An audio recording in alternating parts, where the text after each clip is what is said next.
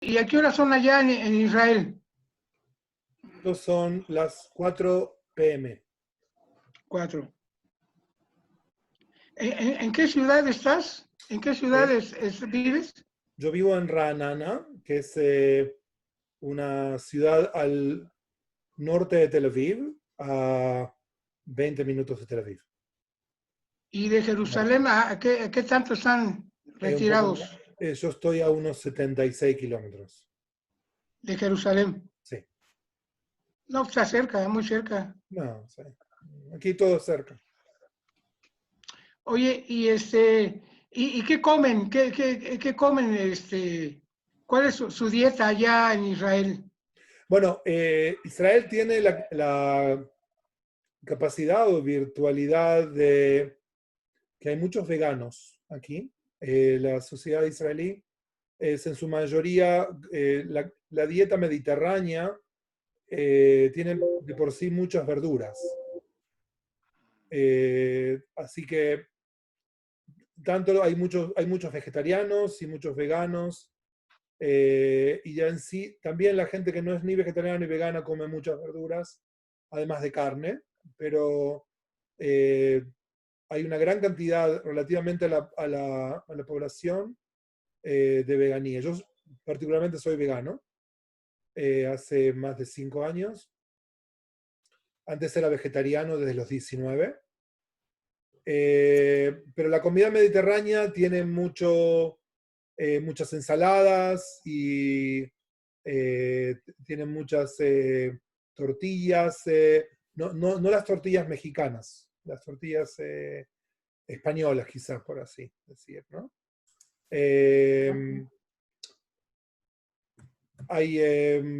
Está el falafel, que ustedes lo deben conocer seguramente. Está la pita, que también es conocida, el hummus. Yo creo que no hay prácticamente familia donde falte el hummus. El hummus es una pasta de garbanzos, ¿sí? El que no conoce la palabra. Pero bueno, las diferentes tipos de... Israel es un país donde uno de los grandes consumidores de quinoa en el mundo. De quinoa. Eh, ¿Ustedes producen la quinoa? Nosotros lo pronunciamos quinoa, pero es quinoa, ¿no es cierto? Tiene que Quinoa. ser, sí. Pero no hay lugar, no hay mercado donde tú vayas que no hay quinoa. No existe eso.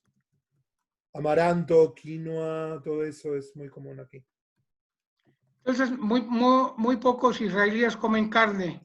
No es cierto. El 95% de los israelíes no se declaran vegetarianos, pero comen mucho menos carne que, digamos, un argentino, por ejemplo.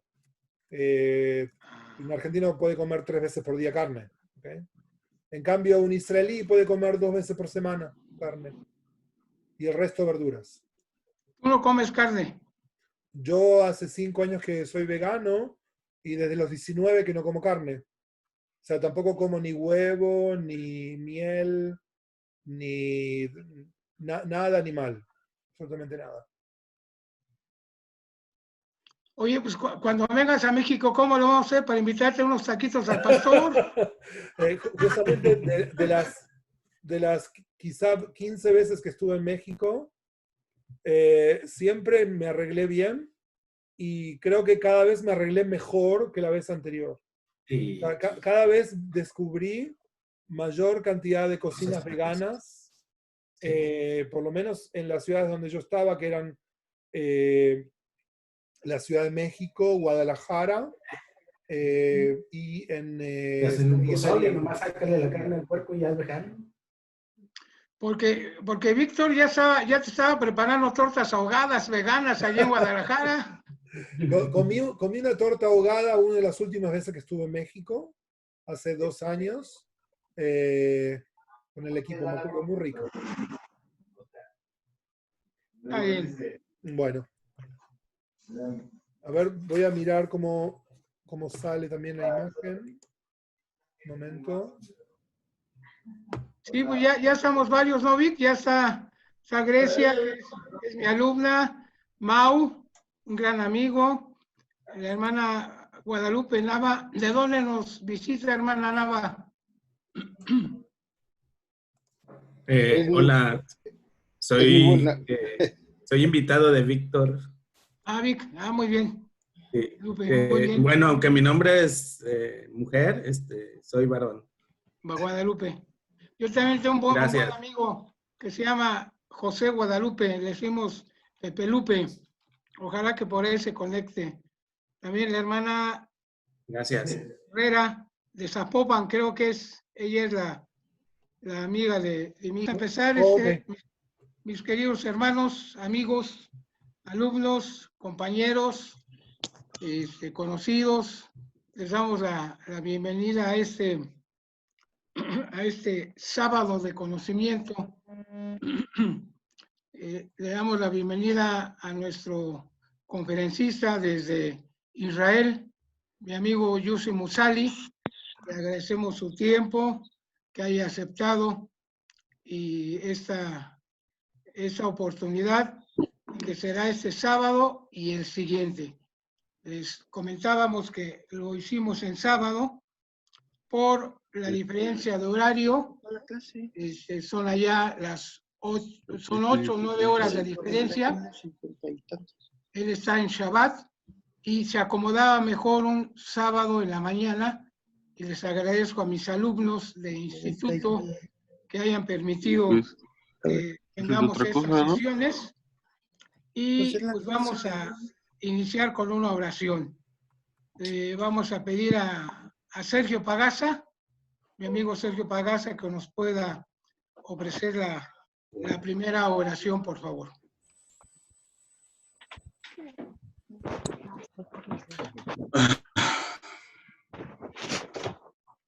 Padre nuestro que estás en los cielos, en esta mañana, Padre, queremos agradecerte la gran oportunidad de participar en esta conferencia de gran calidad de nuestro amigo en Israel, que su conocimiento pueda abrir nuestra mente, nuestra luz, nuestro conocimiento en cuanto al tema de los rollos del mal muerto, y que puedas derramar inteligencia en nosotros para poder aprovechar todo el acervo y conocimiento que Él impartirá con nosotros. Te pedimos que en estos momentos de adversidad en todo el mundo nos bendigas y nos ayudes como familias, como religiones, como hermanos. Y todo esto te expresamos en el nombre de nuestro Señor Jesucristo. Amén. Amén. Amén. Amén. Bueno, pues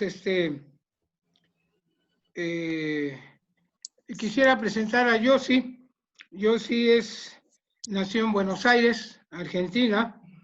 Es un educador y un gran activista interreligioso. Ahí lo conocí aquí en México, en una reunión. Hubo química, luego hubo química. Formamos ahí un grupo ecuménico, que pues no se ha conformado muy bien, pero ya se comprometió a ser mi maestro de hebreo. Entonces, a lo mejor vamos a abrir una línea de hebreo desde Israel con Yossi para que nos dé clases de hebreo. Él ha estado, hermanos, físicamente en las cuevas en Qumran, donde se encontraron los rollos del Mar Muerto. Ha preparado una presentación en PowerPoint y pues te agradecemos, mi querido Yossi, agradecemos a Víctor Salinas, mi amigo y compañero en la misión, y a su esposa, el que nos hayan permitido esta plataforma. Si no tienes algo que comentar, Vic, pasamos el tiempo a Yossi Musali en esta mañana. Adelante, adelante, claro que sí, amigo. Es tu tiempo, Yossi. Hola, hola a todos, muchas gracias por el tiempo de ustedes. Mi primer encuentro con los rollos del Mar Muerto fue en 1984, cuando estaba estudiando en seminario rabínico latinoamericano en Buenos Aires, en uno de mis primeros viajes a Israel. Antes de vivir en Israel, yo vivía en Buenos Aires. Tuve la suerte también de estar ya en ese momento en Qumran, que vamos a hablar un poco de qué es, y también en Museo Israel, donde hoy en día residen gran parte de los rollos del Mar Muerto, que hoy en día es icónico en su arquitectura. Si ustedes ven las fotos del Museo Israel, de afuera de la arquitectura, van a ver una especie de tapa de una vasija blanca y una pared de color negra.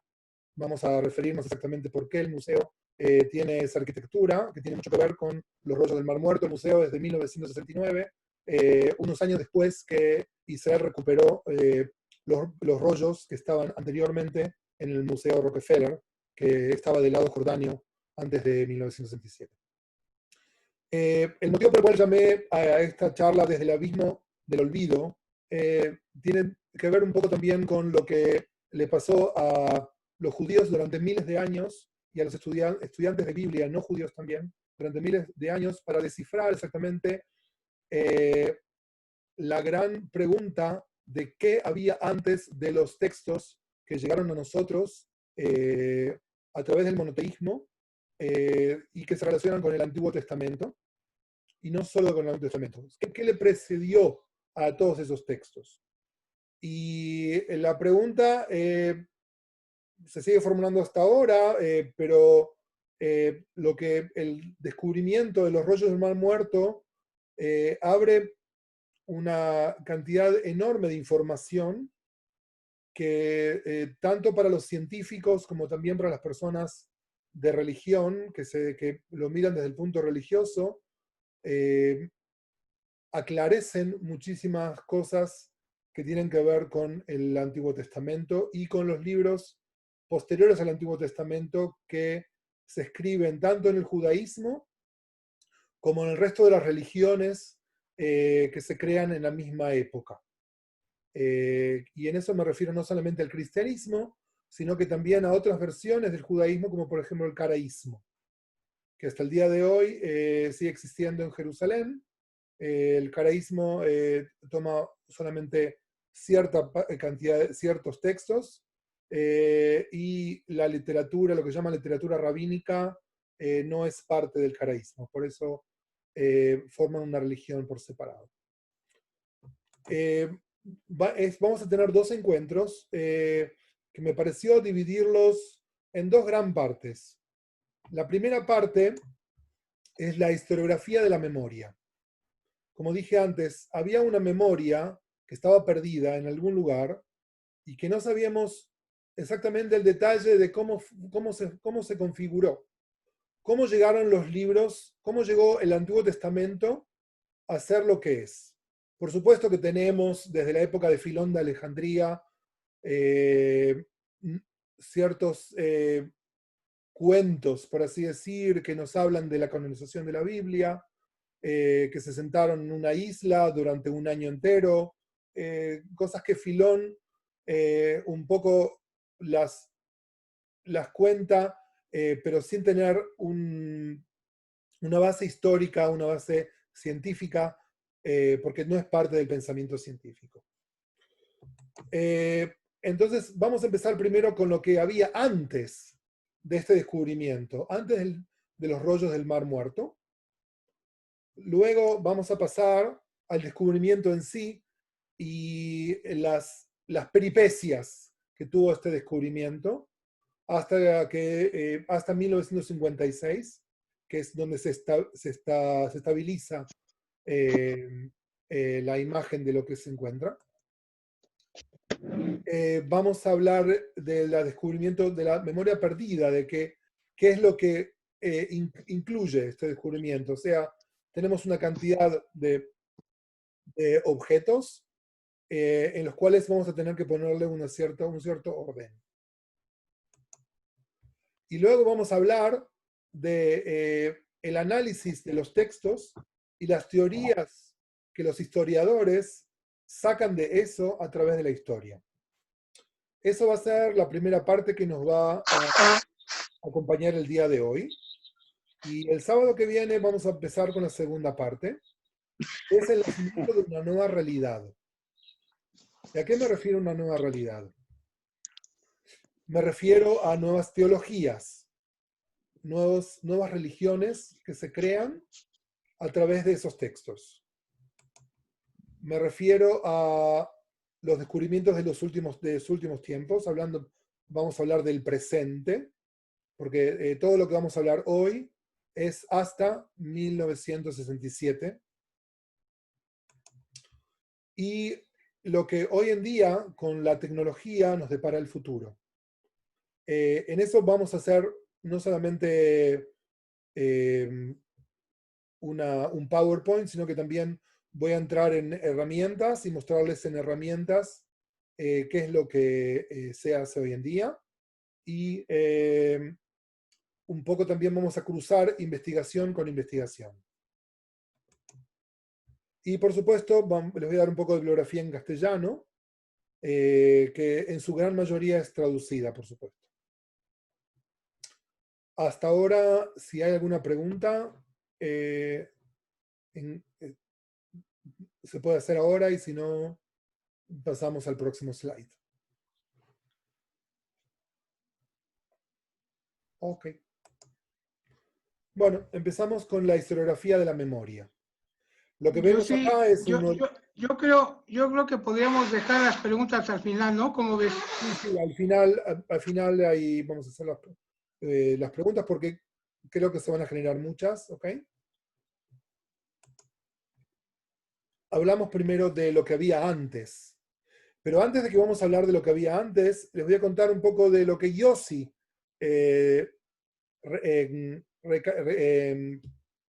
recibió en su educación antes de toparse, por ejemplo, con los rollos del Mar Muerto. Yo, por ejemplo, estudié en un seminario rabínico, en donde es un lugar de vanguardia, donde no es ortodoxo, o sea que la ciencia está bienvenida, por supuesto. Básicamente, una persona que estudia estudios rabínicos sin los rollos del Mar Muerto, lo que estudia es los 24 libros del Antiguo Testamento y estudia lo que se llama crítica bíblica. La crítica bíblica, en su principio, hay muchísimas teorías, pero empezó en el siglo X, o quizá antes del siglo X, quizá en el siglo III o el siglo VI. Ya los mismos sabios del Talmud, el Talmud es la ley oral, tenemos la ley escrita, que son los 24 libros, y a su vez una ley oral que en el siglo III se canoniza, se empieza a canonizar, se llamó la Mishnah, la Mishnah, ¿no? La Mishnah y luego la Gemara, que es la segunda parte. Esa canonización lo que hace es decidir lo que los sabios van a publicar al pueblo de lo que es la ley oral. Como ustedes saben, en el monte de Sinaí se dio la Torá, se dio la ley de Dios, pero se dice que la ley de Dios se dio en dos partes. Se dio una parte escrita y se dio una parte oral. Y la parte oral, según la tradición hebrea, se mantuvo oral hasta la canonización de esa parte, que incluye, que empezó con la Mishnah y con la Gemara, y otros textos que no entraron en la canonización, que tienen otros nombres, Braita y Tanjuma. Pero eso es todo lo que sabíamos. O sea, conocíamos la ley oral, la ley escrita, pero no sabíamos cómo se había configurado todo eso. Y si durante ese proceso de configuración nos perdimos de algo. ¿Okay? O sea, habían varias ideas de cómo tenía que haber sido. Filón nos trae en su relato, como dije, la canonización de la ley de la ley, la ley escrita de los 24 libros, pero se pierde en eso un montón de otras cosas más que no las teníamos sabidas. En el siglo II, siglo II y siglo III, hay un eunuco que se llama Orígenes de Alejandría. Orígenes fue un sabio, un filósofo, que además estableció aquí en Israel, en la ciudad de Cesarea, que es en la mitad del país, a 1 hora de Tel Aviv, 1 hora y media de Tel Aviv, al mar Mediterráneo. Es una ciudad que tuvo su apogeo en la época romana, en la época de Herodes, ¿sí? Orígenes crea también la primera escuela de filosofía en Cesarea, pero termina sus días en Alejandría. Era un eunuco que se castró a sí mismo, ¿sí? Pero él tenía un gran amor por los textos bíblicos, y en Jericó, que es muy cerca de la zona del Mar Muerto, compra unos textos bíblicos que tienen unos textos diferentes de lo que es el libro de Deuteronomio. O sea, el canon que conocemos hoy en día de Deuteronomio varía del texto de Orígenes. Interesante. Nos preguntamos por qué. Si es que el texto de Deuteronomio, también hay una parte de los Salmos que también compró, pero los Salmos es un caso aparte, y de los Salmos vamos a hablar por separado, porque es realmente una ciencia, es una teoría por separado. El tema es que ya en esa época, en el siglo II y siglo III, se sabía que habían textos diferentes al texto del canon. Otra cosa que hace Orígenes, toma esos textos y escribe lo que se llamó la Caspela. La Caspela es un texto posterior a la Septuaginta. Es un texto en griego. Para el que no conoce la Septuaginta es la primera traducción fuera del hebreo de la Biblia. Luego de la Septuaginta viene, que fue en griego. La segunda traducción es la Vulgata, que es del latín. Y luego vienen diferentes traducciones del arameo, lo que llamamos en hebreo Targum Yonatán, que es, digamos, la traducción de Jonathan, que no siempre es el mismo autor el que la escribe, pero se llaman así para entender que son en arameo. La más importante de todas es la de Jonathan, como dije antes, pero también está Onkelos, que también es muy importante. Entonces tenemos los textos alternativos de Orígenes, de Deuteronomio y también de Salmos. Ahora, ¿cuántos salmos hay? ¿Alguien quiere contestar a la pregunta? ¿Se acuerdan cuántos salmos tenemos en la Biblia? 150. Encontraron 200 salmos. O sea que en el texto que tenía Orígenes, hay salmos que están fuera del canon de los salmos que fueron encontrados y que eran activos en su momento. La gran pregunta es, ¿activos de qué? ¿Quién los usaba y quién no los usaba? Seguimos. Este es un dibujo de Orígenes de la época. Luego tenemos otro protagonista muy importante, que es un patriarca, que está también aquí por la zona. Un patriarca es algo así como el jefe de la tribu, un cacique, por así decir, el mexicano. Sí, solamente para mencionar... No es el patriarca de la iglesia de hoy en día, es otro significado. Solamente para mencionar que Eusebio de Cesarea habla mucho de Orígenes como una referencia. Porque Orígenes es uno de los fundadores de la educación filosófica en la zona que antes no había escuela de filosofía. Mucho más. En la metodología de la discusión talmúdica, la discusión de los rabinos, la metodología que utiliza Orígenes de discusión y la metodología que utilizan los tanaítas, que son de la misma época, es similar. Inclusive se puede ver en los textos de la Mishnah que le están contestando a Orígenes en muchas cosas. Así que había una gran relación entre los sabios hebreos y los sabios no hebreos de la zona. Quizá es el principio del ecumenismo, por así decir. Ok, Timotheus, que es un patriarca seleucida, se relaciona con los judíos y ya en esa época encontraron en las cuevas de Qumran uno de los libros que lo llamamos, que es parte de uno de los grupos de los libros que se encontraron, de los rollos que se encontraron. Y se encontraron ahí también 200 capítulos de Salmos. En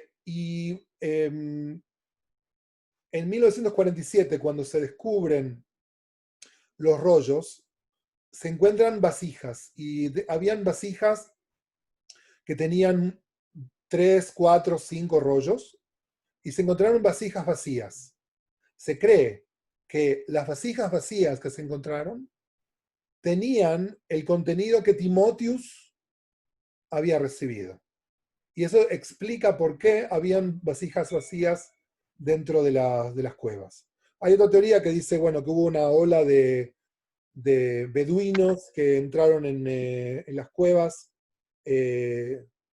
a buscar y se llevaron algunas. Y como siempre en arqueología también existe la delincuencia, ¿no? Yo lo vi también en México eso en varias ocasiones, el tema de que roban ítems de arqueología. Pero en este caso se cree que Timotheus es el que recibió una parte de esos rollos. Ahora, lo que es interesante aquí es un nuevo protagonista, que es lo que se llamó la Genizá del Cairo. Y aquí voy a explicar un poquito el concepto de Genizá. En el judaísmo, cuando un libro sagrado no se puede usar más, o un escrito sagrado no se puede usar más, no se lo puede tirar a la basura. Por ejemplo, un libro de oración no se tira a la oración. Hay lo que se llama un cementerio de libros. La Genizá es un cementerio de libros o de escritos. ¿Okay? La Genizá más importante del mundo está en el Cairo. Hoy en día ya no, ya está en museo, pero se encontró en el Cairo en 1864. Se sabía de ella en el siglo XIX, siglo XVIII-XIX, y contiene más de 1000 años de escritos. O sea, más de 1000 años de libros muertos que llevaban su lugar en la Genizá. Voy a volver un poco a Timotheus, ¿sí? Que me olvidé de decir algo muy importante. Aparentemente Timotheus encontró un libro que se llamaba Brit Damesek. Brit quiere decir pacto, el pacto de Damasco. Toda la zona que estamos hablando ahora, de Qumran y también de la tierra de Israel, en esa época se llamaba Damasco. No tiene nada que ver con la ciudad de Damasco en Siria, sino que tiene que ver con la zona. ¿Okay? Entonces, uno de los libros que Timotheus encontró es parte de los que llamaron los libros sectarios.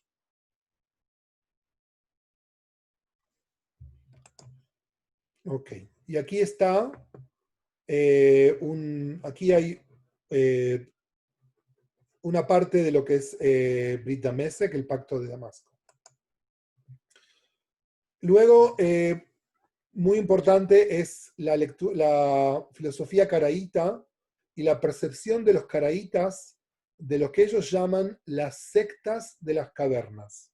Ese es el nombre que les dan a los que vivían en Qumran en esa época a través de un filósofo caraíta que escribe en árabe, porque en esa época, siglo IX, era muy común que todos los filósofos escriban en árabe, porque el árabe era la lengua franca de la filosofía. Kirkisani escribe sobre la secta de las cavernas y sobre cosas muy interesantes que él ve. Entre ellas, lo que ve es que tienen una interpretación rara de la Biblia. Y la segunda cosa es que tienen un nuevo calendario que tiene 364 días, a diferencia del calendario anterior, que tenía 352, y que el año empieza en la primavera. Y Gael Yadin, que fue un arqueólogo muy importante aquí, no solamente para Qumran, sino que para todo lo que es la historia de los asmoneos en la zona, es el que descifró el calendario de Qumran y se lo atribuyó a una teoría de la cual vamos a hablar después. Porque la pregunta que nos vamos a hacer aquí es, ¿quiénes eran estos señores que estaban en Qumran? Y aquí tenemos los escritos de Kirkisani, que son en árabe. Luego viene un cuarto protagonista, que es muy importante, que era un comerciante de antigüedades, que vivía aquí con su esposa y con su hija en el siglo XIX, durante la época otomana. Los otomanos estuvieron aquí hasta 1914 y luego vinieron los ingleses. Así que este señor Moisés William Shapira compra aparentemente una versión de Deuteronomio en 1883, que también es diferente al canon. Volvemos al primer protagonista, que era Orígenes, ¿sí? Que también encuentra Deuteronomio. Y la trata de vender en Inglaterra. El problema que tenía Moses William Shapira, que su reputación era muy mala. Él era sabido como una persona que vendía fraudes. Entonces, era un problema comprarle a una persona que vendía mentiras, algo por lo cual él quería algo así como 1 millón de liras esterling en ese momento. Era muchísimo, muchísimo dinero. Había otro problema muy grande con Moses William Shapira, era la falta de conocimiento de lo que él había encontrado. Él encontró un texto que estaba escrito en un alfabeto que se llama el alfabeto cuadrado, en hebreo, que hasta ese entonces no se sabía de que había sido en uso en ese momento. Se lo cree que es mucho más posterior. Y la primera data de los rollos, lamentablemente, es del siglo VII, que es un error, porque sabemos que es un error. Hoy en día se cree que lo que Moses William Shapira encontró era real. Hay una fotografía que quedó, el texto aparentemente se quemó en un incendio que hubo en Inglaterra, porque él logró venderlo, pero por mucho menos de 1 millón de libras sterling. Y al poco tiempo empezó un momento de depresión muy grande este hombre. Él tenía su esposa y su hija acá. Empezó a dar vueltas por Europa. Un día se encerró en Rotterdam en un hotel y se mató. Así termina la historia de Moses William Shapira. Lamentablemente los textos de él se vendieron en subastas por nada, por 1 lira sterling o una cosa así, en su mayoría, y terminaron desapareciendo. Por lo tanto, no tuvimos la posibilidad de ver el original. Hoy en día se cree que probablemente esa fue la única no mentira de Shapira en su vida, el texto este. Y bueno, llegamos ahora al descubrimiento en sí. El año es 1947, como ustedes saben, el Estado de Israel se creó en 1948, o sea que esto es anterior al Estado, durante la época del mandato británico. Un beduino que se llamó Muhammad Adib estaba buscando a su cabra, que se había perdido. Y la cabra entró en una cueva y él tiró una piedra para que la cabra salga. Y en vez de pegarle a la cabra, le pegó una vasija. En la vasija habían 3 rollos, que hoy en día la conocemos como la cueva número 1, de 11 cuevas que hay. Entró y se llevó los rollos, pensando que es lo que iba a hacer. Él no era una persona culta, no sabía ni leer ni escribir. Entonces, el 60% de los textos los utilizó para hacer su fogata. Perdimos el 60% de los textos primeros que había encontrado Muhammad Adib. Lo que no quemó, se lo vende a otro comerciante que se llama Ijija, Ibrahim Ijija, que era un comerciante de Belén. Pero él le compra, Ijija le compra los textos, pero al poco tiempo él pensó de que era que Muhammad Adib lo había robado de una sinagoga. Entonces vuelve a Qumran y se los devuelve a Adib porque él no quería tener ningún problema con los judíos. Muhammad los vuelve a vender, pero ahora se los vende a un pastor sirio que se llamó George Yashayahu. Acá vemos a Muhammad Adib y a Ijija juntos. Esta foto es muy importante porque luego de todo esto, Yashayahu se lo vende a un obispo, que era un obispo libanés, que se llamaba Mar Samuel. Y en ese momento, el profesor Lipe Sukenik se entera que hay unos rollos que se han encontrado en la zona de Qumran y que están haciendo mucho ruido. Y intenta intervenir y comprárselos a este obispo Mar Samuel. Acá hay una foto de Sukenik. Esta foto fue sacada en el Rockefeller, el Museo Rockefeller, que está al lado de la Ciudad Vieja. En el final del 47 viaja el profesor Sukenik con dinero que recibe del doctor Magnes de la Universidad Hebrea a comprar los rollos que se están vendiendo en el mercado de Belén. Llega el año 1948, empieza la Guerra de la Independencia y deciden sacar los rollos de Israel y llevarlos a Beirut.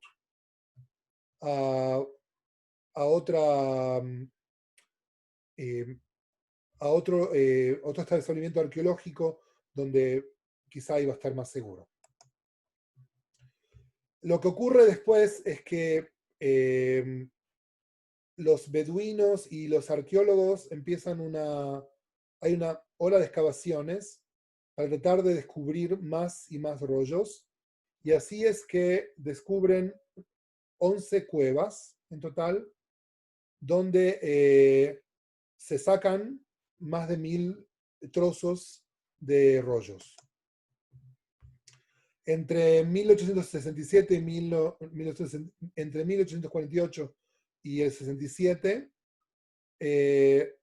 viajan por todos lados estos rollos y llegan al Museo Rockefeller, que después de la guerra de los 6 días, Moshe Sharet, que fue el presidente de Israel, toma la decisión de pedirle al Museo Rockefeller los textos y ponerlos en un futuro museo, que todavía no existía, que era el Museo de Israel, y poder exponerlos ante todo el público.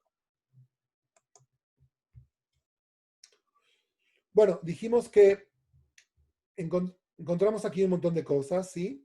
Pero todavía no hay un análisis científico de qué es lo que hemos encontrado y de cuál es la memoria perdida de esos textos. Tenemos 11 cuevas con más de 1000 rollos que están en varios idiomas: en hebreo, en arameo, en griego, en nabateo, que es un idioma beduino, y en arameo del siglo VIII. ¿Okay? Para el que no conoce más o menos de la época, en esta época el idioma, la lengua franca era el arameo. Y como ustedes saben, también los textos cristianos originales fueron en arameo. ¿Por qué el arameo era tan importante? Porque el arameo era la traducción para los que no ya dominaban el hebreo, porque el hebreo no era el idioma que los judíos hablaban en esa época, poder entender los textos. Por lo tanto, gran parte de los textos que se encontraron en Qumran son traducciones de la Biblia al arameo. Lo mismo habíamos mencionado antes cuando hablamos de las traducciones de la Biblia al griego, al latín y al arameo. Yo había mencionado 2 importantes traductores, que uno es Jonatán y otro es Onkelos. Básicamente, en esta época, el hebreo era un idioma prácticamente muerto, que se utilizaba únicamente para los rituales, pero no era un idioma que la gente manejaba. Si ustedes abren, por ejemplo, un texto de la Mishnah o de la Gemara, de lo que es la ley oral, en su 40% el texto va a estar en arameo, porque es el texto que se manejaba en esa época. Estamos hablando entre el siglo III y el siglo VI. Los textos que se encuentran son muy diversos en su data. Datan entre el siglo III antes de la era común hasta el siglo I después de la era común. O sea que no estamos hablando de un solo escriba, ni de una sola generación, sino que de cientos y cientos de personas que escriben en este compendio de información. Los descubrimientos tienen diferentes grupos y diferentes familias de literatura. Fuera del Antiguo Testamento, el único libro que no se encontró fue el libro de Esther. Y eso es muy importante, porque si leemos el libro de Esther, vamos a encontrar varias cosas. Primero, que nos trae un nuevo calendario, que es el calendario persa. Segundo, el idioma, filológicamente el idioma que está escrito en el libro de Esther, para los que dominamos el hebreo, es un idioma posterior a esta época. Por lo tanto, entendemos, por crítica bíblica, que el libro de Esther no era conocido por ellos porque todavía no se había escrito.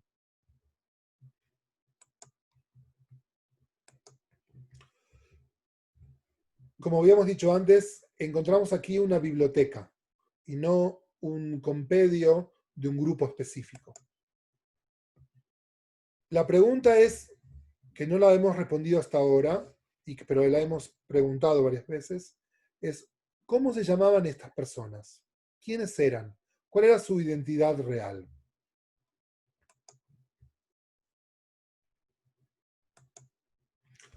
Hay una teoría que el nombre de ellos era Yahad.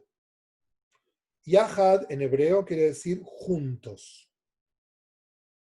¿De dónde viene esa teoría? Es que uno de los libros que se encontró se llama Serech Yahad, el grupo de los juntos.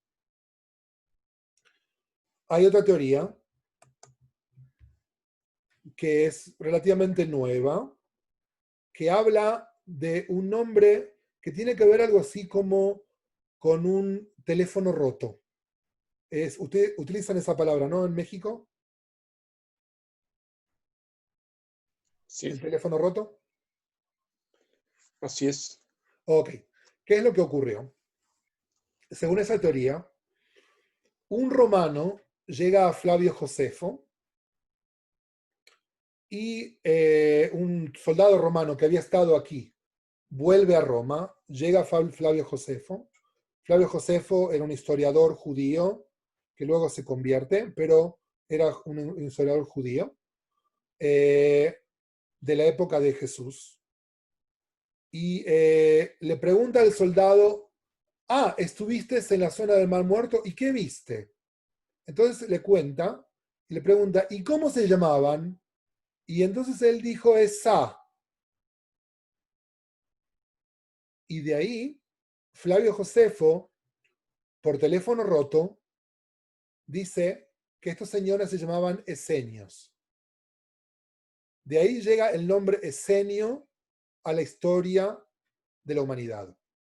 De un teléfono, según esta teoría, de un teléfono roto y que el nombre que tenía que haber sido era Bnei Eitzá, los hijos de Etzá.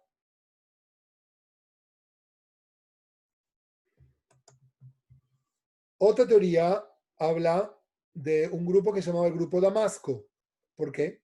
Porque se encontró un libro que se llamaba Brit Damese, como habíamos dicho antes, el Pacto de Damasco. Está la teoría de Flavio Josefo, que la va a adoptar Igael Yadin y también Sukenik, que dicen que estos son los esenios. Cuando Sukenik ve por primera vez un rollo, y la primera vez que le llegan a él, viene alguien a Jerusalén con un pedazo del rollo. No tenían demasiada conciencia de que cortar un pedazo de rollo es un delito y un crimen a la humanidad, obvio, ¿no?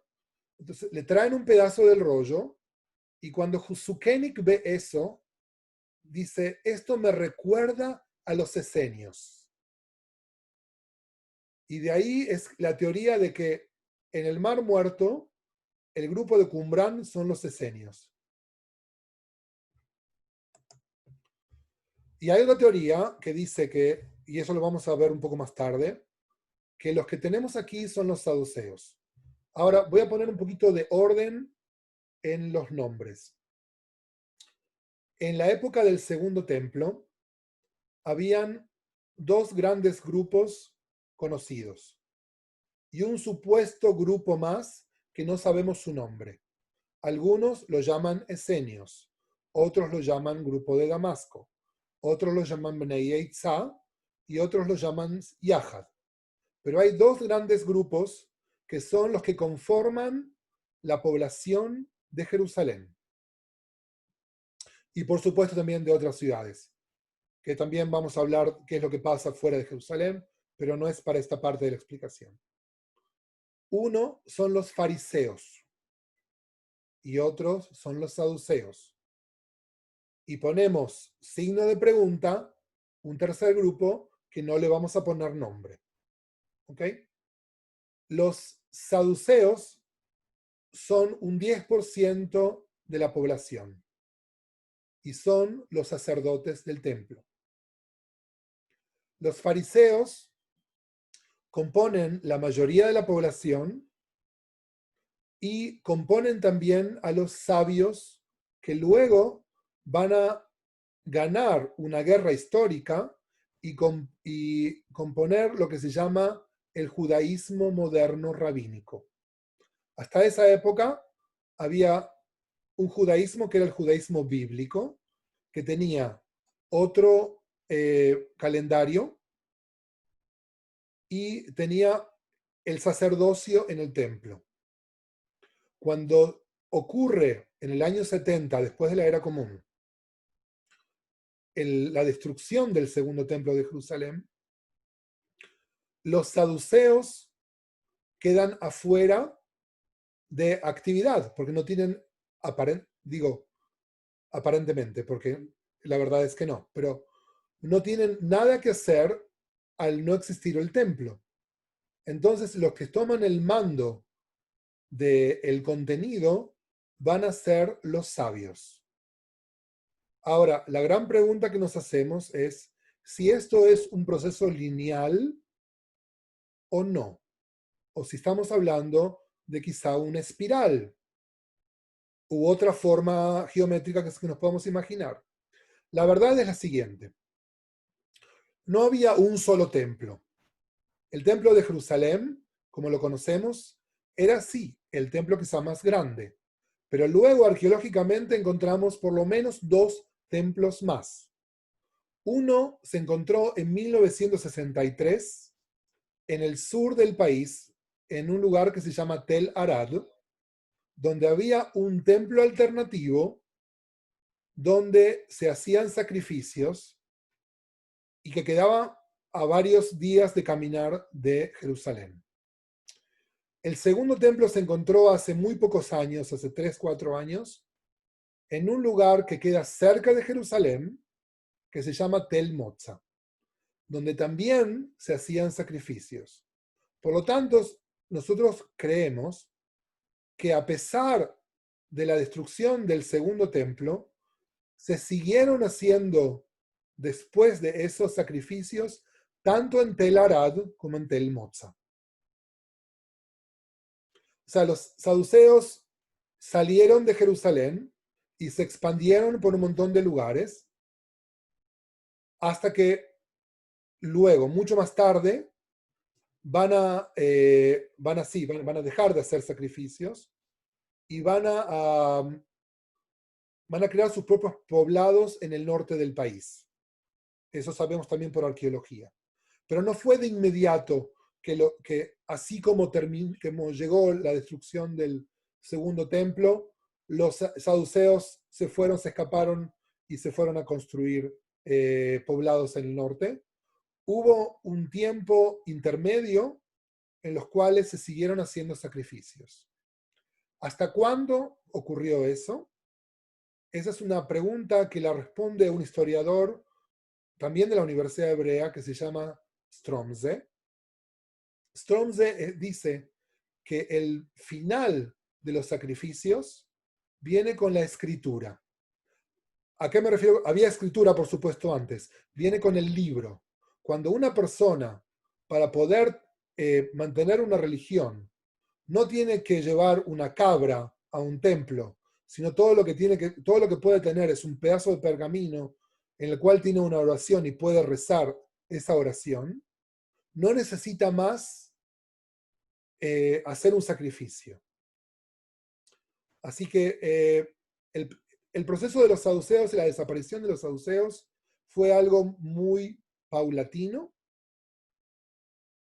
Los que van a tomar protagonismo son los fariseos, que van a comprender luego la canonización de la ley oral, como habíamos hablado antes, que es la Mishnah y luego la Gemara, y fuera de la canonización, la Braita y lo que vino después.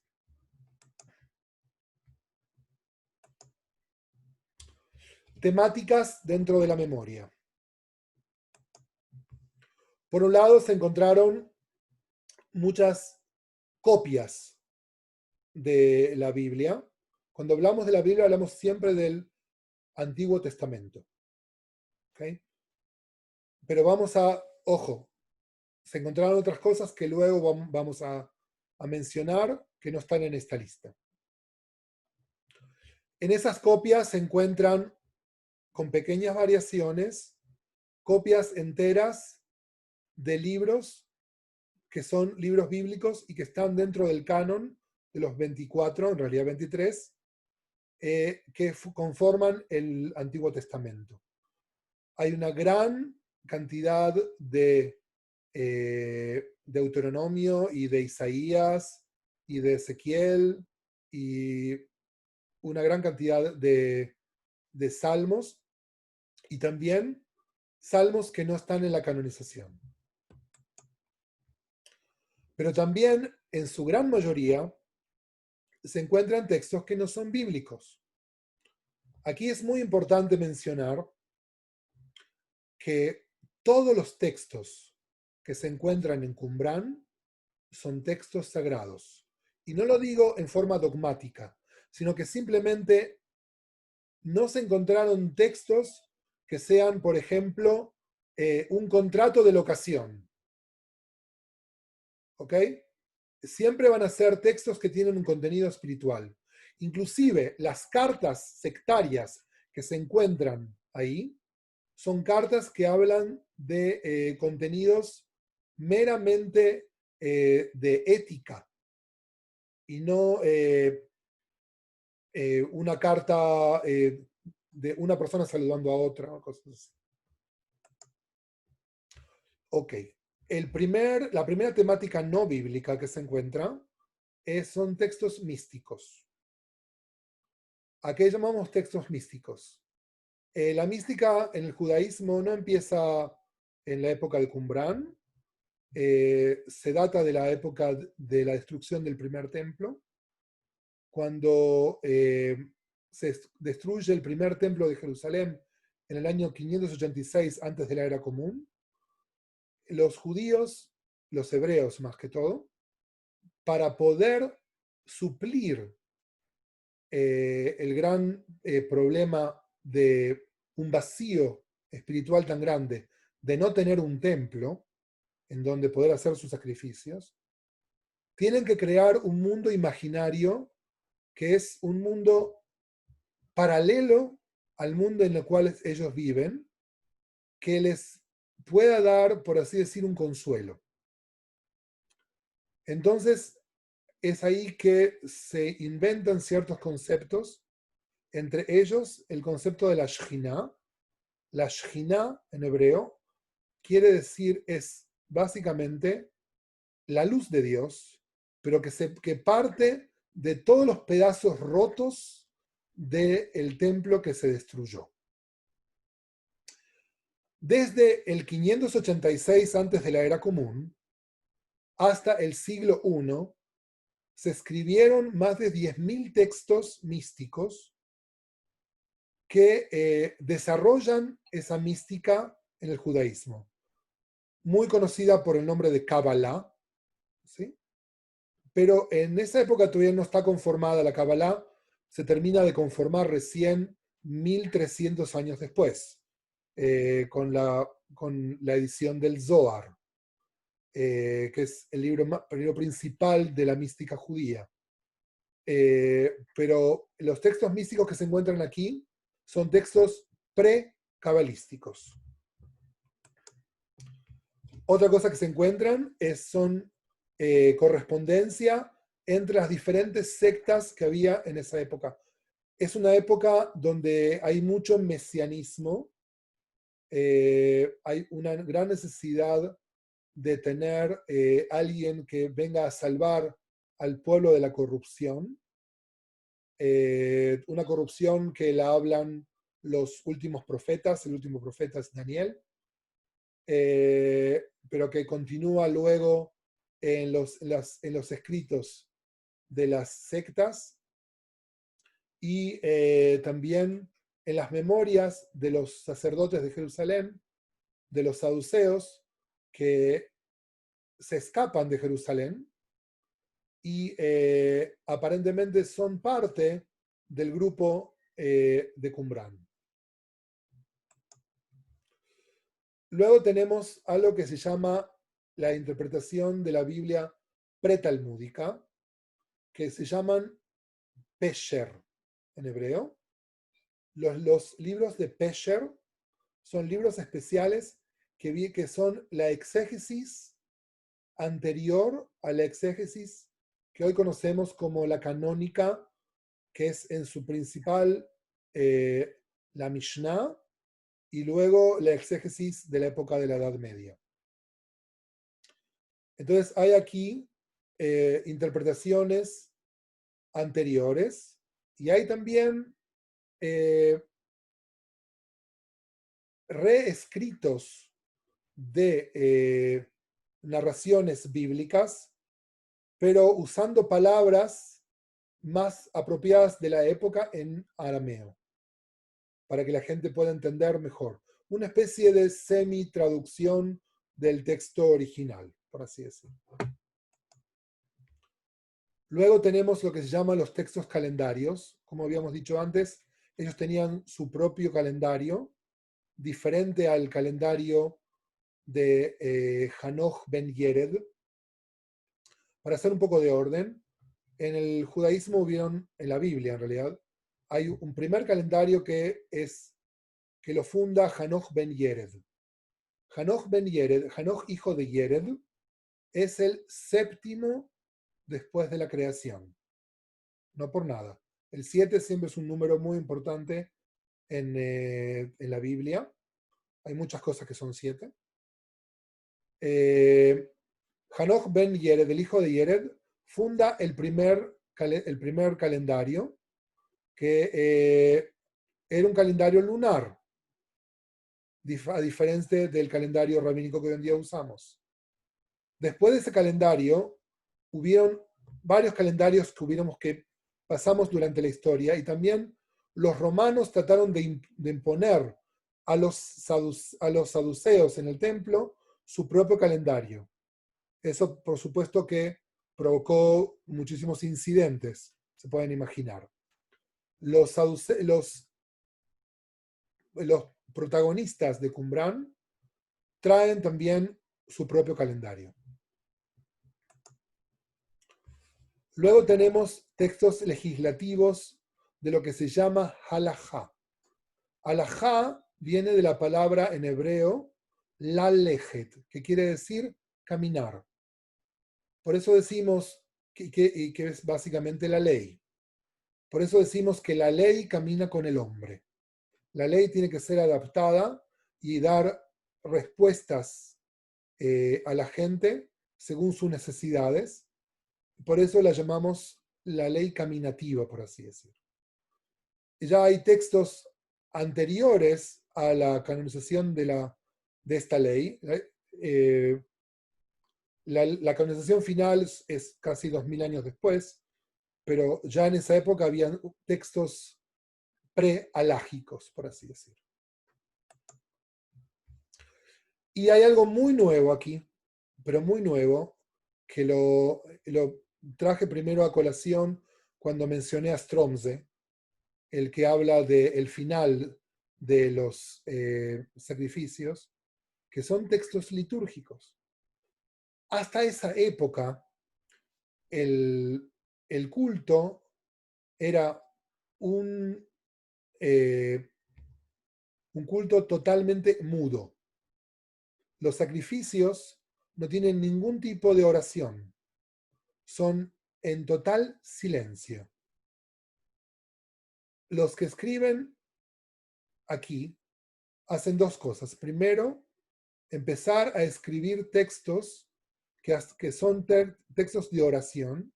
No es que antes no existían las oraciones, existían, pero eran totalmente privadas. Por ejemplo, Moisés ora en el libro de Números por Miriam, cuando Miriam se enferma de lepra y le pide a Dios que la cure. Y entonces dice el famoso versículo en hebreo, El na refana la, que eso quiere decir, por favor Dios, cúrala. La oración hasta ese momento era algo personal y cada uno podía decir lo que quiera y no le molestaba al otro. ¿Okay?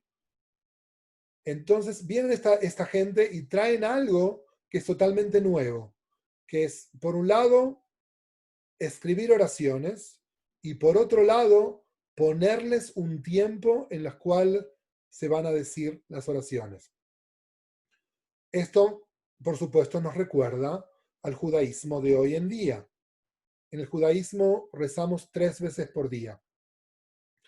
La primera es la oración de la mañana, que la llamamos Shacharit. Shacharit quiere decir mañana.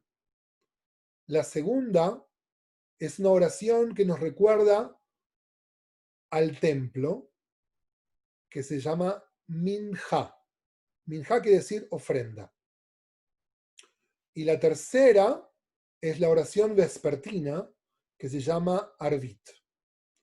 Ellos son los primeros escribas de lo que hoy en día sería la oración en el judaísmo. Y esto es este descubrimiento es totalmente nuevo, porque hasta ese momento teníamos un gran hueco, un agujero en la historia de entender cuándo empezamos a orar como hoy en día oramos. Siempre había oralmente, digamos, una ley que la conocemos de la época de la Mishnah. Así empieza la Mishnah. La Mishnah empieza, la primera pregunta que hace la Mishnah es, ¿desde cuándo rezamos la oración vespertina? Pero nadie explica quién la escribió. Ellos vienen a traer las primeras oraciones.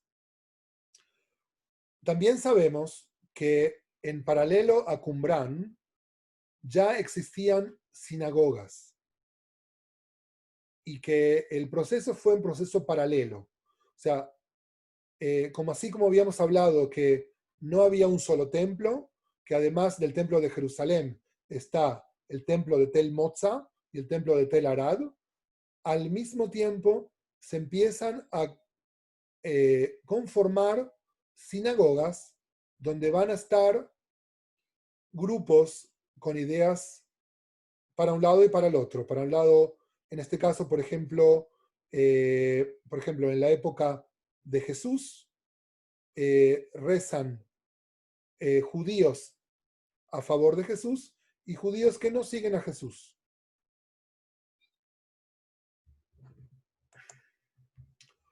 Y lo más importante de todo es las primeras versiones de lo que llamamos los libros apócrifos.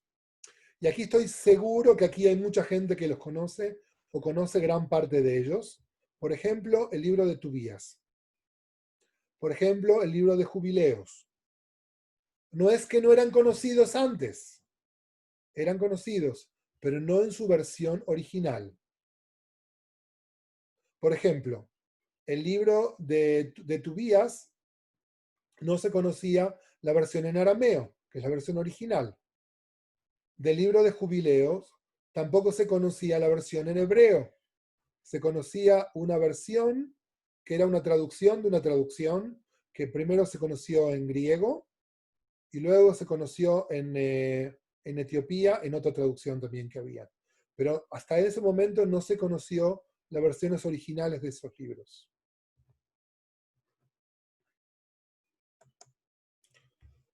Y también se encontró, como dije antes, correspondencia interna de los grupos, pero nunca era correspondencia de cosas mundanas. Siempre fueron temas netamente de moral, de ética y de cosas que tenían que ver con el orden de la secta. También se encontraron traducciones al arameo y al griego de la Biblia. Y en otras cuevas, en la cueva número 3, se encontraron filactelias y mezuzot. La filactelia es algo que los judíos nos ponemos en la cabeza y en la mano izquierda. El origen de las filactelias es, antropológicamente, es egipcio, de la época del faraón. Y dentro de las filactelias en Qumran hay varias versiones de textos que figuran. No todas las filactelias que se encontraron tenían los mismos textos. Eso también nos explica que todavía no hay una canonización de qué es lo que el ritual de las filactelias, en hebreo tefilín, van a llevar dentro. Eso va a ser mucho más posterior, 300 años después de estos señores. Y también se encontraron mezuzot. ¿Qué son las mezuzot? Seguramente que se deben acordar que cuando los hebreos salieron de Egipto, están las plagas, y la última plaga es la plaga de los primogénitos. Y Dios le ordena a los hebreos que para que no mate a los primogénitos hebreos, hagan una marca en la puerta de sus casas para que el ángel de la muerte pase por ahí y no mate a los primogénitos hebreos. Es el principio de la mezuzá. ¿Qué es lo que tiene la mezuzá adentro? Tiene un texto de Deuteronomio que es conocido como en hebreo el Shema Israel. Es oye, oh Israel, Dios es uno y único.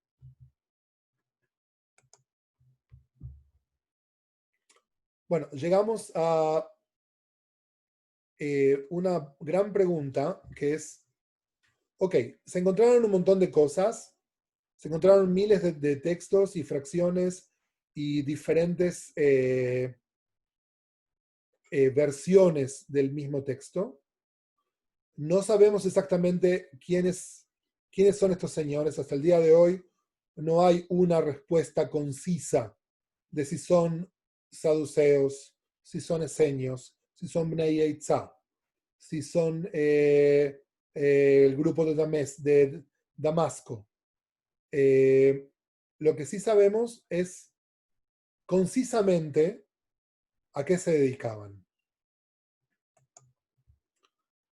Primero que sabemos, y hoy en día la líder más importante aquí de investigación de Qumran y de los rollos del Mar Muerto es la profesora Rachel Lior.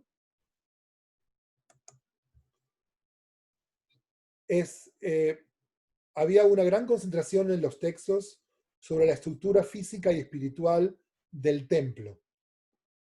Seguramente que se acuerdan que yo, cuando hablé del primer templo, hablé de cuando el primer templo se destruyó, hubo un gran vacío. Un gran vacío porque no había sacrificio, no había dónde hacer el sacrificio. Por lo tanto, era como que les digan que de un día para el otro la religión de una persona no existe más. ¿Okay? Era exactamente lo mismo. Nosotros sabemos que el principio de la filosofía mística empieza con la discusión del primer templo y se continúa hasta el final del segundo templo. De esta forma, luego va a tomar otras formas, por supuesto, pero hay una gran concentración en datar sobre el templo de abajo y el templo de arriba, el templo de la tierra y el templo del cielo. Hay dos templos, y no importa si el templo está destruido o no, hay un templo arriba que sigue su existencia a pesar de que no lo tenemos con nosotros hoy en día. A través de esa filosofía se escriben himnos y se escriben salmos. Según Rachel Elior, había no 200 salmos, sino que 365 o 364. Había un salmo diferente para cada día del año. Eso significa que los 150 que conocemos hoy en día en el canon son solamente una parte. ¿Y qué es lo que dice aquí Rachel Elior? Que el canon sí conocía el resto de los salmos, pero ante el gran vacío que provocó la destrucción del segundo templo, habíamos hablado que el canon fue posterior al año 70 después de la Era Común, iba a ser muy traumatizante guardar esos 365 salmos, y esos fueron sacados del canon y dejaron en el canon solamente 150 que no iban a ser un trauma para el lector. Otra cosa que se encontró fue el libro de Hanoch, que lleva el nombre de Hanoch ben Yered, pero por supuesto no fue escrito por Hanoch. Hanoch es miles de años anterior a este libro. El libro, el Sefer HaYovlim, el libro de los jubileos, y se encontró algo muy importante, que es también el apócrifo de Josué, que también datan sobre el templo. Todos estos libros, los autores son autores que vivían en Qumrán. No estamos hablando de copias de libros que ellos habían hecho, porque habíamos también hablado de copias. Estos son libros que los autores de Qumrán los escriben. En esto, los nuevos investigadores dicen que la descripción de Flavio Josefo, que en este lugar había lugar solamente para 150 escribas, es errónea. También la teoría del eseño es errónea. Aquí hay cientos de personas que escriben esta fábrica de contenido. La segunda cosa que se encuentra es un análisis del tiempo diferente. ¿Por qué el tiempo es tan importante para nosotros? Se dice que el pueblo hebreo no es un pueblo, sino es libre. Y para obtener la libertad, una persona tiene que tener control de dos cosas.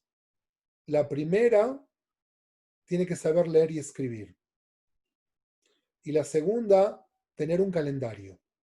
Una persona que no tiene control de la sabiduría y no tiene control de su tiempo, no puede ser libre. Yo creo que es una cosa que la vemos también en la historia de la humanidad en otros pueblos. Muchos pueblos que han reprimido a otros pueblos no dejaban a sus esclavos que aprendan a leer y a escribir. Eso también lo vemos en la historia de América. Y una de las cosas más importantes es la descripción precisa de las dinastías de los sacerdotes desde Hanoch ben Yered hasta Tzadok. Tzadok es el último sacerdote. Por lo tanto, según esta teoría, la teoría de Rachel Elior, los que escriben los libros en Qumrán, los autores de Qumrán, tienen que ser saduceos. Nadie que no hubiera sido saduceo hubiera tenido tanto interés en escribir con tanto detalle sobre el templo, sobre los tiempos del sacrificio y sobre la fisicalidad y espiritualidad de un templo que ya no existe. Voy a pasar ahora, para terminar, antes de las preguntas, un pequeño video de 2 minutos de Museo Israel, sobre los rollos del Mar Muerto y luego vamos a las preguntas. ¿Estamos bien? Sí, muy bien, yo Sí, hermano. Sí, gracias. Ok, gracias.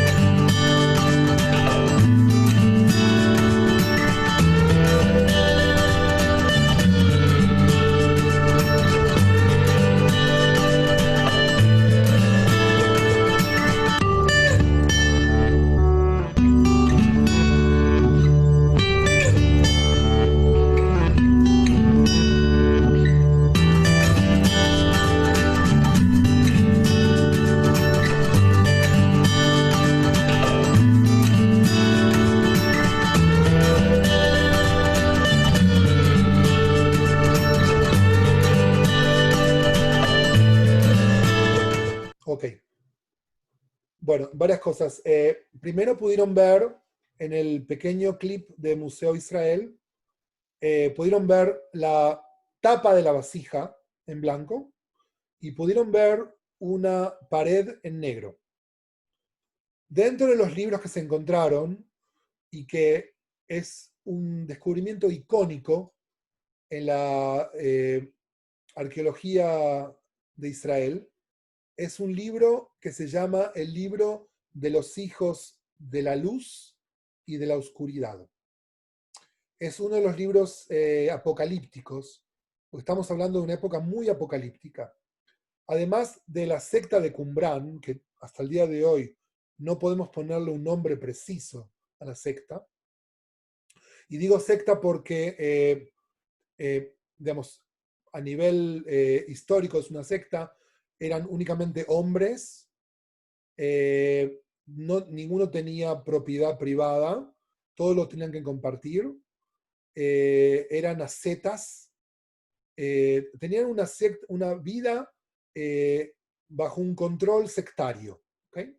Eso lo sabemos por lo que escriben. Pero al mismo tiempo, en la misma zona, hay otros protagonistas que entran en juego. Por ejemplo, hay una secta que se llamaba Gnosis. La Gnosis son vecinos de los de Qumran, están mencionados en los textos del Mar Muerto y desaparecen porque ellos le rezan a lo que llamamos en hebreo la parte negativa de Dios. No es el Satán. Es un concepto en la Kabbalah que se llama Sitra Achra. La Sitra Achra es Dios del polo negativo. Ellos desaparecen, no tienen hijos y desaparecen de la tierra. Y tenemos otros libros que también son apocalípticos, que se perdieron, pero que están mencionados en los rollos del Mar Muerto, como por ejemplo Las esferas de Rabbi Shimon Bar Yochai. Es un libro que aparentemente era muy importante en la época y que es también mencionado parte del texto, pero el libro se perdió. Quizás se perdió en todas las que encontraron libros y los quemaron pensando que con eso iban a hacer una hoguera, una fogata o lo que sea. Pero lamentablemente se perdió. O todavía no lo encontramos, es la verdad. Bueno, tenemos creo que unos minutos y voy a contestar preguntas que me van a ayudar para la próxima vez, enriquecerlos con otra información y más que información, con conocimiento.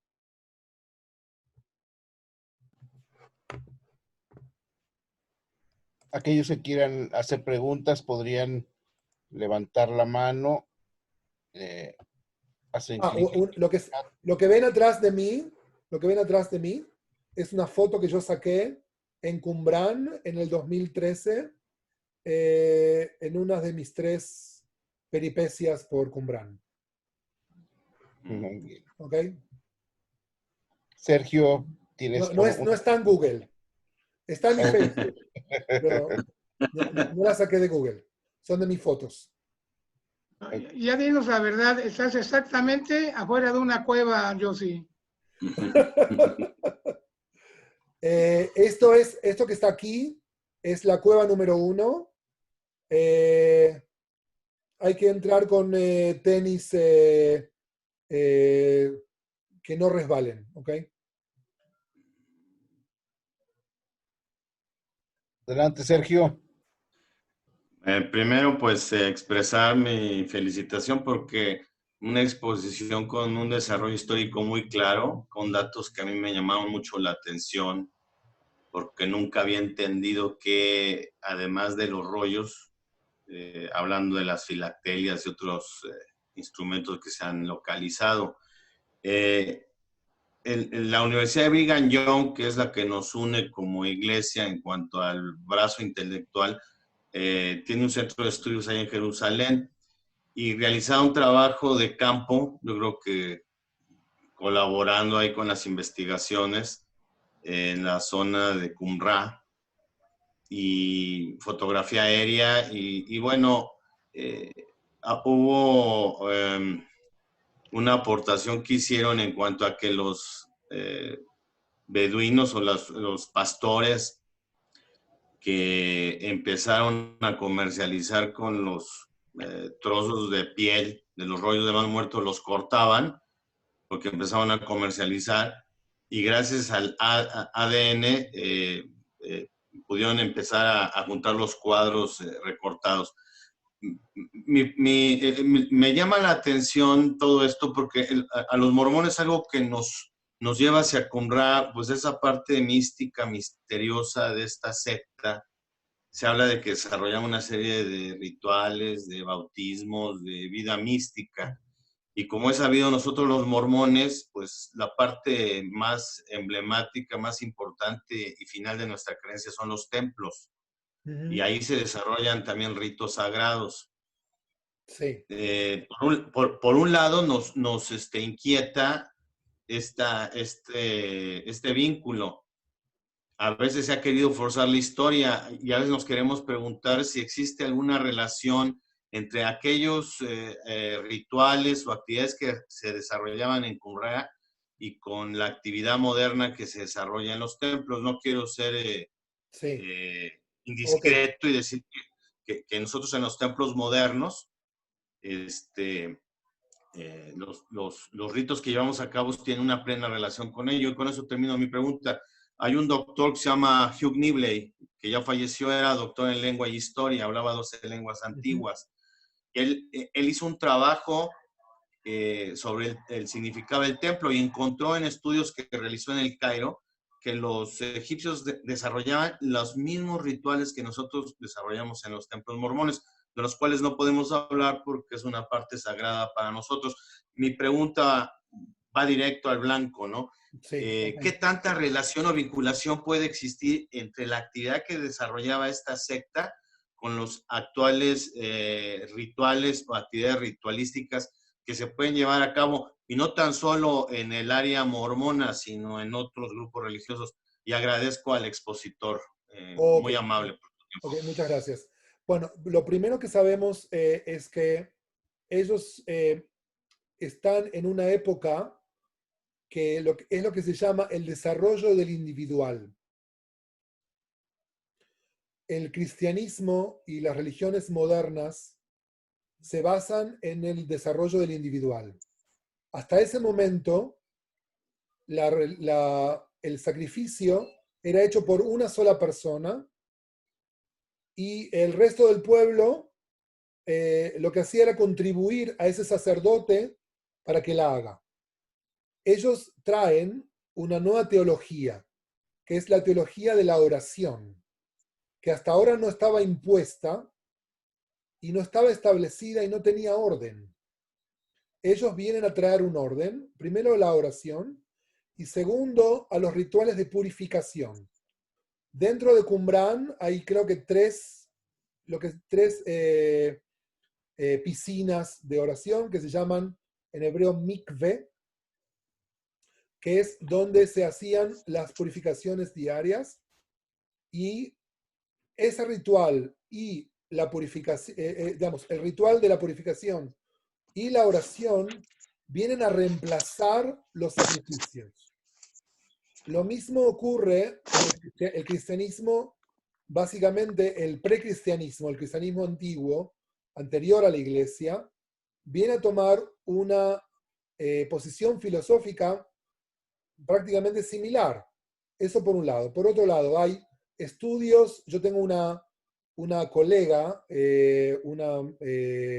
una monja colega, que es católica, que está haciendo ahora en la Universidad Hebrea de Jerusalén un posgrado en los cánticos antiguos cristianos con los cánticos antiguos hebreos de la época del templo.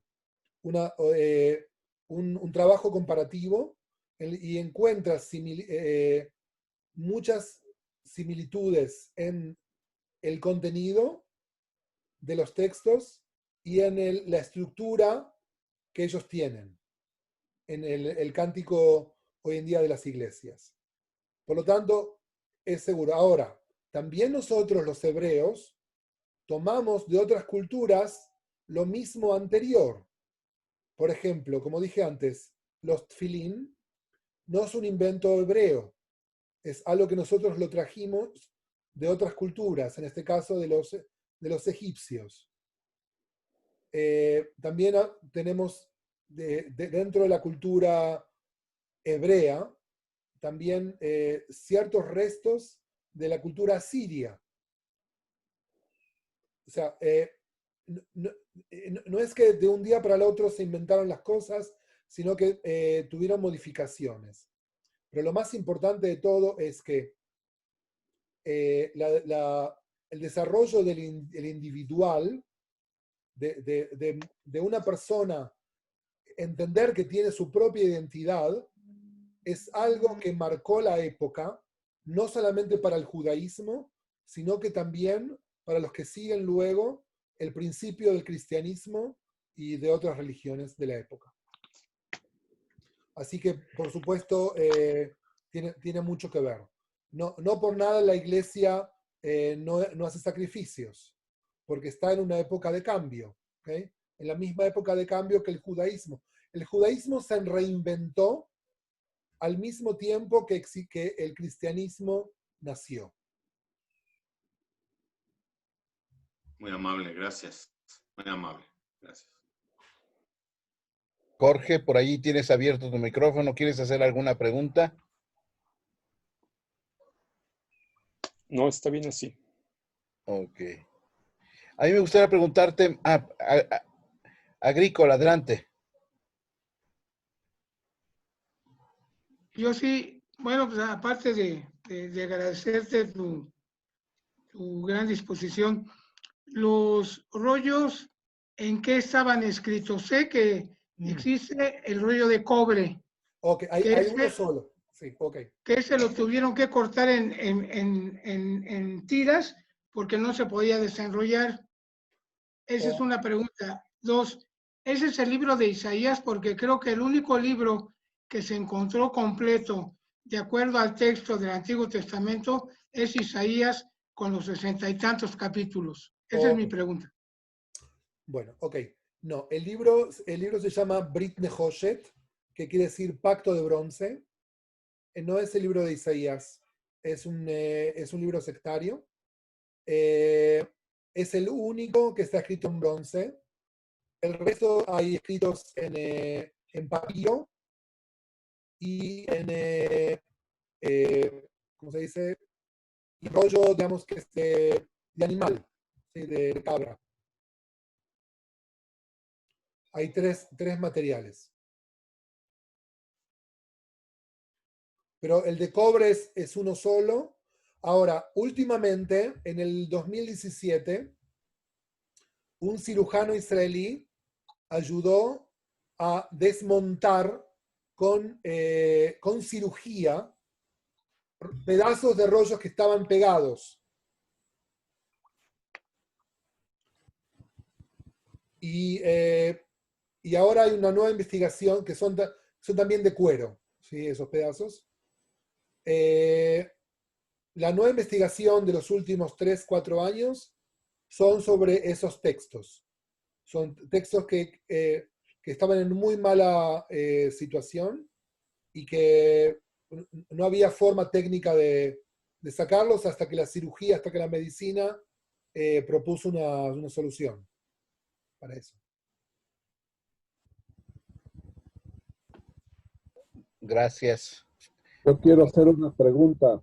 Familia Victoria levantó la mano y después Mauricio Vergara. Adelante, familia Victoria. Hola, buenos días. Mi pregunta va encaminada a si sabemos el origen de este pueblo que hizo esta compilación y qué pasó con ellos después. Porque usted nos decía que estas cavernas o estas cuevas lo que eran era una biblioteca donde había una compilación de muchos escritos, como usted nos lo estaba estableciendo. Muchos eran copias de libros bíblicos y otras no. ¿Qué pasó con este pueblo? ¿Se sabe de dónde venían? ¿Quiénes eran? Porque nos señaló muchos nombres, pero a ciencia cierta, ¿se sabe quiénes eran y qué pasó con ellos? Ok. Hay dos teorías. O sea, hay dos respuestas para esa pregunta. La primera es que ellos pertenecían a los sacerdotes de Jerusalén que fueron expulsados por los romanos y que luego los hasmoneos, que también eran sacerdotes, toman su puesto en Jerusalén. Y que estos señores,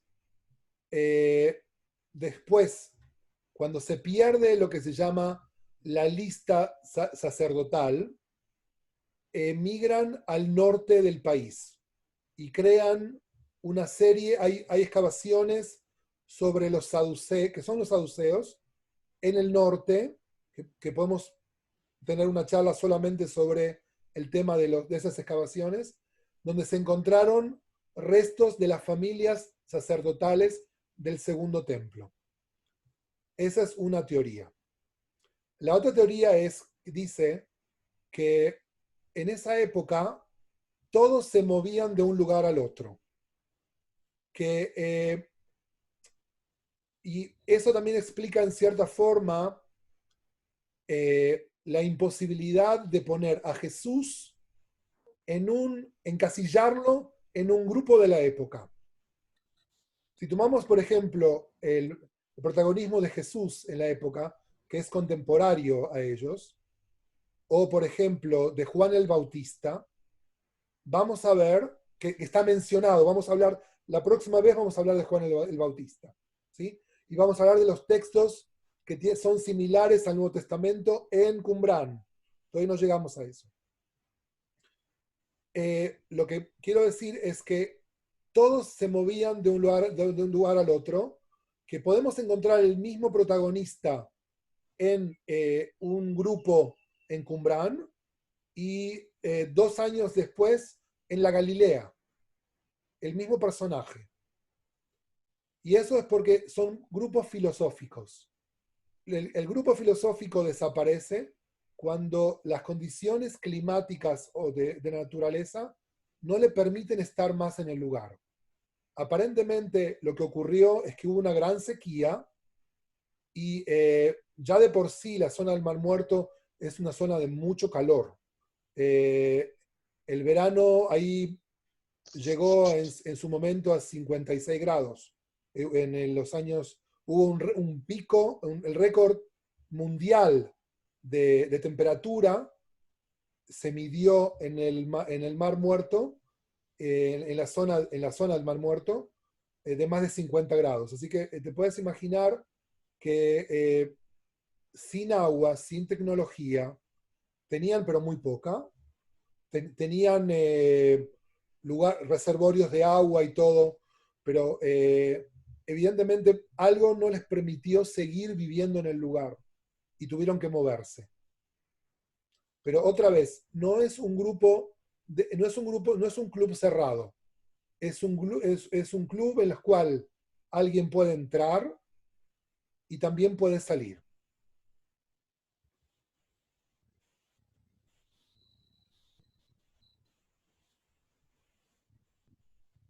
¿Puedo hacer mi pregunta? Adelante, Mauricio, adelante.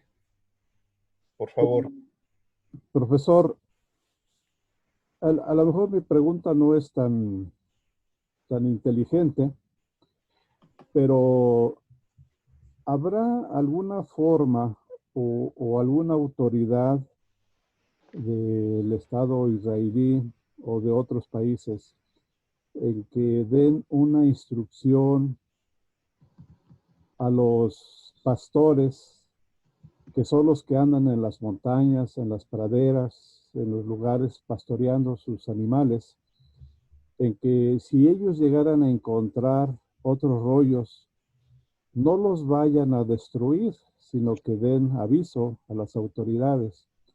No sé si haya alguna instrucción hacia ellos, que deben ser miles o millones de pastores, y que es imposible irles diciendo que no vayan a destruir, que no los utilicen para fogatas.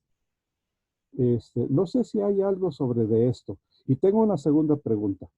Entonces, la primera es sobre los pastores que andan en las montañas, en las praderas, de que sí han sido instruidos para que no vayan a quemar o destruir estos rollos que pudieran encontrar en su camino. Ok, esa es la primera pregunta, pero hay una más. Sí, la segunda es sobre el libro de Abraham que nosotros conocemos en La Perla de Gran Precio. Sí. ¿Qué sabe usted o qué ha estudiado acerca de esto, de el libro de Abraham, los rollos que se encontró, que fueron dados a José Smith y que de ahí vino el libro de Abraham, el cual está en La Perla de Gran Precio? Ok. Bueno, la primera cosa es que la autoridad arqueológica trabaja mucho para concientización de la población beduina de la zona.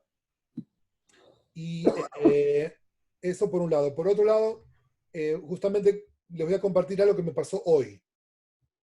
Hoy a la mañana yo salí a pasear con mis dos hijos. Tengo un varón y una nena. El varón tiene 21 y la nena tiene 17.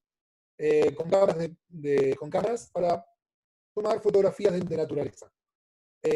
Y fuimos a pasear por la zona de Modi'in, que es a 25 kilómetros de Jerusalén, en una zona que es conocida como las tumbas de los macabeos. Es un bosque que se llama la tumba de los macabeos. Y hay muchas teorías sobre si son macabeos, si no son macabeos, etc. ¿Okay? Y hay excavaciones que se han hecho para verificar el contenido de las tumbas. Pero hasta ahora hay tumbas que están selladas, están cerradas, y están esperando para la próxima generación de arqueología para que las puedan empezar a trabajar. En arqueología, aquí, cuando se empieza una excavación, se toma una meta. La meta es, en esta excavación, vamos a llegar a la capa número 5, y vamos a sacar de la capa número 5 todo lo que hay, y todo lo que hay por arriba y por abajo, lo vamos a dejar a la próxima generación de arqueólogos. Es imposible. Hay muchas excavaciones en Israel arqueológicas que toman un propósito y dejan a los próximos arqueólogos de las próximas generaciones que las sigan. ¿Qué es lo que se hace con esos lugares? Hay seguridad, o sea, hay cámaras de video, la policía, hay guardias que van por el lugar. El tema de la delincuencia en la arqueología es algo muy conocido. Lamentablemente, hay muchas historias de excavaciones arqueológicas que han empezado y en una noche donde no había alguien que cuidara la excavación, entra gente y se roba lo que hay. También hay delincuencia arqueológica. Es una lucha constante, no hay una respuesta única para el tema. Yo sé que tratan en lo máximo posible de emplear a la población beduina Una para que sean conscientes y otra para que ellos tomen responsabilidad y tengan trabajo y no busquen delinquir con dañar algún trabajo que se está haciendo. Eso por un lado. Por el otro lado, lamentablemente, o quizá va bien, Israel está tan lleno de arqueología que es imposible llegar a toda y resguardarla toda. Hay un objetivo, se sigue ese objetivo, y el objetivo muchas veces no toca ciertos lugares que también se podrían excavar, ¿sí? Por ejemplo, un lugar muy importante de excavación en el cual se encontraron los primeros textos en hebreo del siglo X antes de la era común, es en Jurbat Caliafa, que queda también 20 kilómetros de Jerusalén. Son 24 horas caminando. Se sabe que van caminando porque el rey David caminaba desde el templo de Jerusalén hasta aparentemente ese lugar, ¿sí? Los arqueólogos han caminado y les dio 24 horas. ¿Sí? 5 o 6 años de excavación. Imposible en 5 o 6 años de excavación que no entre un ladrón a robarse algo ahí. Y hay mucho para robar en ese lugar. Eso es un tema. Lamentablemente se hace lo que se puede. La otra cosa es Serech Abraham.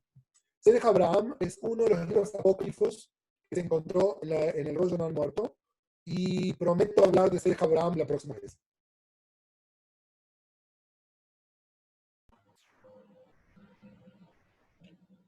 Si me permiten hacer una pregunta, muchas gracias, Yossi, por tu excelente exposición.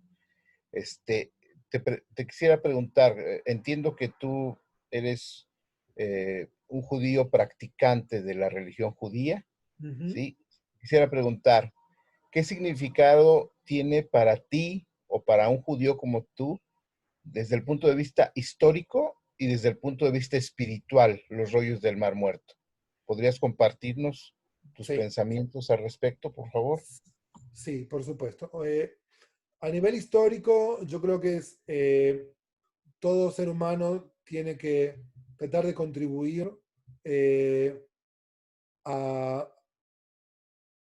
dar más luz en la historia de la humanidad, a tratar de entender cómo somos y de dónde venimos y cómo llegamos a comprender el pensamiento humano. Yo creo que es muy importante. También como judío y como judío observante, no soy ortodoxo, soy conservador. Yo creo que es muy importante también para nosotros entender el desarrollo que tuvieron los sabios del Talmud y el pensamiento hebreo durante la historia, y entender que no somos un club cerrado, que tenemos que las ideas son bienvenidas y que nada debe ser destruido, sino que todos los pensamientos deben ser resguardados para las próximas generaciones.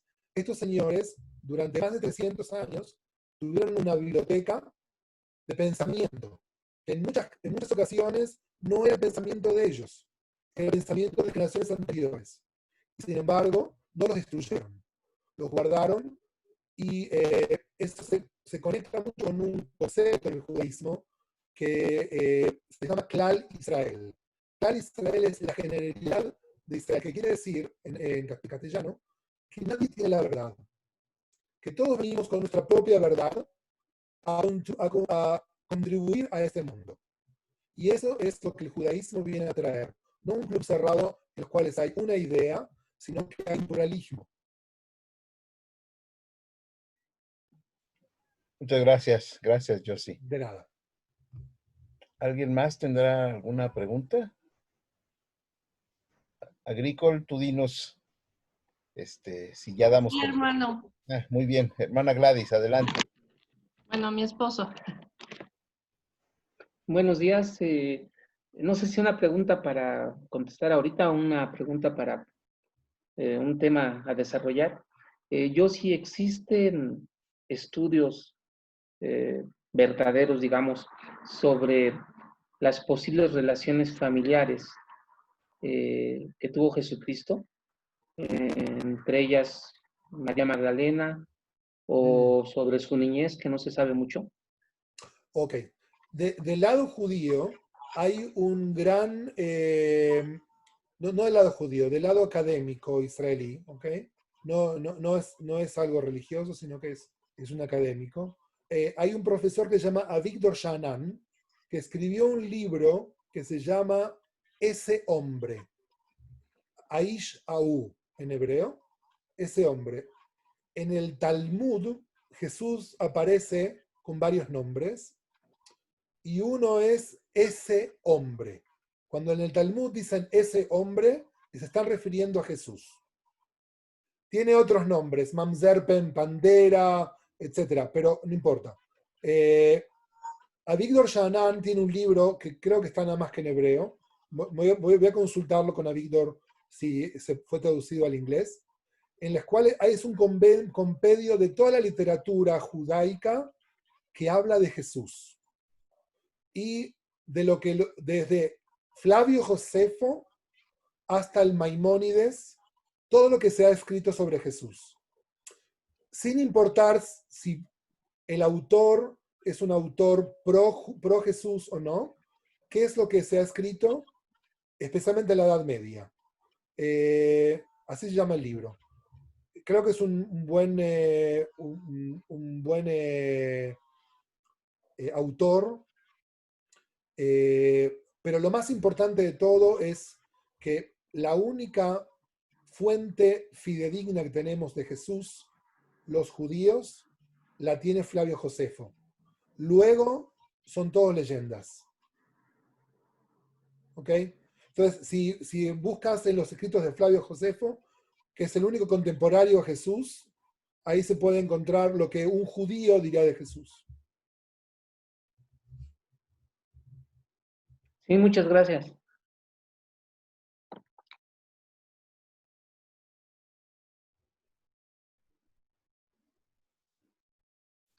¿Alguna pregunta? ¿Alguien más?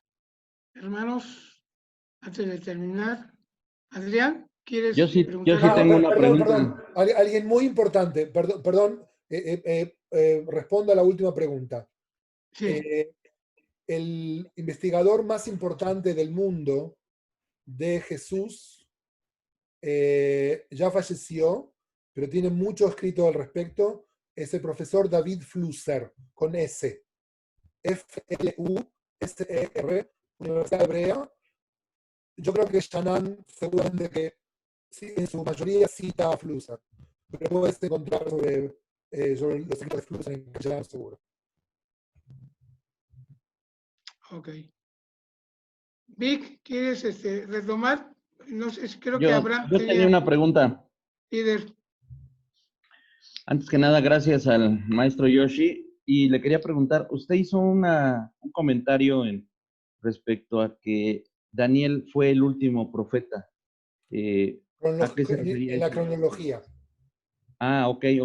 Eso era mi pregunta, profesor. En Muchas los gracias. tiempos. Sí, gracias, profesor. Pero hay algo muy importante. Por ejemplo, Isaías, según la crítica bíblica, hay 3 autores. No son todos de la misma época. Jeremías, por lo menos 2. No es el mismo lenguaje en hebreo de una parte que de la otra.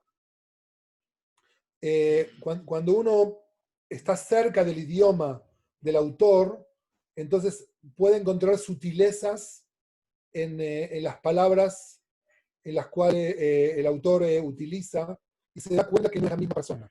Cuando uno lee una traducción, el autor es el traductor. ¿Okay? Entonces es importante que entiendan que los textos se fueron fusionando. Por ejemplo, Eclesiastes, si ustedes leen el análisis filológico de Eclesiastes, no pudo haber sido nunca escrito en la época de Salomón, porque está utilizando un lenguaje del Segundo Templo. Entonces hay otro autor. Pero a nivel de la profecía, el último profeta fue Daniel. Gracias, maestro Yoshi. Muchas gracias.